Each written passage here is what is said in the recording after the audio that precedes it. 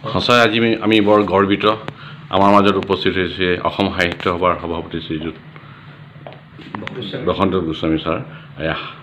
আৰু তাতকৈ ডাঙৰ কথা আমাৰ সকলোৰে মৰমৰ মাননীয় অধ্যক্ষ সুসাহিত্যিক ডক্টৰ শশীকান্ত শইকীয়াৰ আজি লাইব্ৰেৰীত পুথিভঁৰালত আহি উপস্থিত হৈছেহি।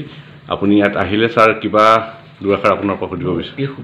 মানে অভিভূত হৈ পৰিছোঁ যে ডক্টৰ শইকীয়াই কোন সময়ত জীৱনৰ দিনটোৰ কিমান সময় এই বিদ্যায়তনিক কাম কাজ কৰাৰ লগতে অধ্যয়ন আৰু তাৰ লগতে আমাৰ তেখেতৰ যিখন কলেজ সেই কলেজৰ অধ্যক্ষৰ দৰে গুৰু এখন আসনত অধিষ্ঠিত হৈ লেখা পঢ়াৰ পৰা আৰম্ভ কৰি এটা কিতাপৰ এক বিশাল সাম্ৰাজ্য ইয়াত গঢ় দি তুলিছে।